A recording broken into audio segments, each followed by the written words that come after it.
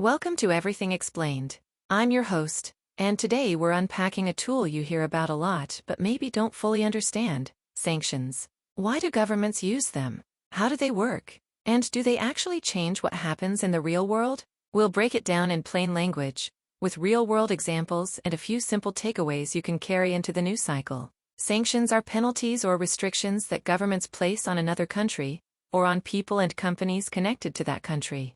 They can stop trade, freeze money, limit travel, or block access to financial systems. Broad sanctions hit an entire economy, like a total ban on some imports or all oil. Targeted sanctions go after specific people or companies, like freezing a few people's assets or banning a particular bank. Some sanctions include humanitarian exemptions, though in practice getting aid through can still be hard. How sanctions are made. Most sanctions are made by coalitions, not one country. The UN can pass resolutions. Individual countries can also impose unilateral sanctions. The toolkit includes asset freezes, export controls, visa bans, and restrictions on banking. Two layers to the toolkit that often confuse people are primary and secondary sanctions. Primary sanctions hit the target directly.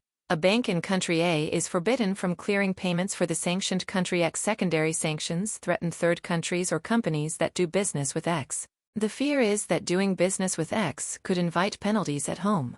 That is why big firms in faraway places often decide to pull back altogether, even if they're not the ones on the list. Inside the system, you'll hear names like OFAC in the United States, the European Union's Council, and separate agencies in other places. They publish lists of targets, set the rules, and sometimes offer exemptions for things like humanitarian aid. How sanctions actually work. They exert pressure by raising the cost of a government's behavior. If a country can't sell its oil, its currency falls, investors pull out, and the government faces a tighter budget. The idea is that pain at home translates into a policy shift. Sometimes that means changing course on a policy, sometimes it means trying to find a way around the limits. Sanctions also affect ordinary people. Jobs disappear, prices rise, and regular life gets harder. The challenge is to pressure leaders while sparing civilians, but that balance is not always easy. That's why the design matters. Broad bans punish a broad economy, which can be blunt but fast. Targeted sanctions try to hit the people who call the shots while leaving food and medicine available, but they can still ripple through the economy. Enforcement. Banks, customs, and regulators watch for violations. If a company processes a forbidden payment, or a bank clears a restricted deal, they face big penalties and reputation damage. That risk makes many businesses think twice before crossing the line.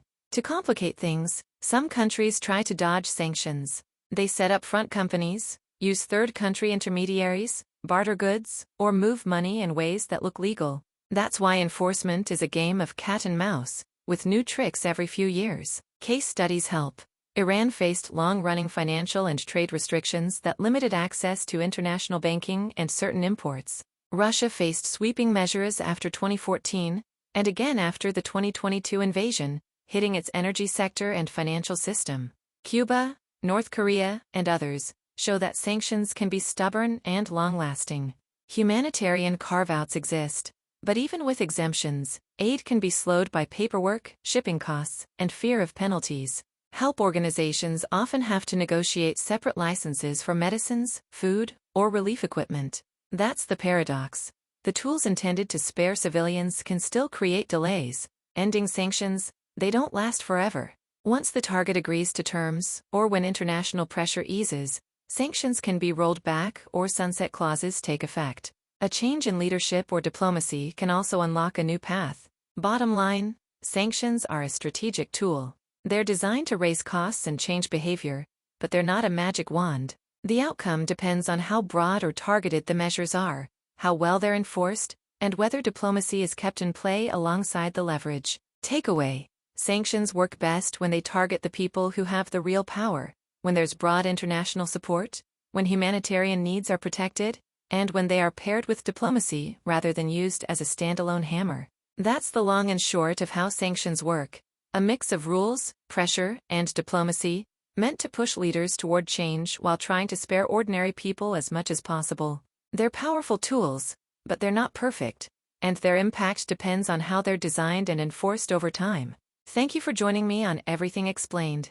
If this made you see headlines a little differently, you're not alone. Stay curious, and remember, sanctions are the quiet pressure that shapes choices without firing a shot.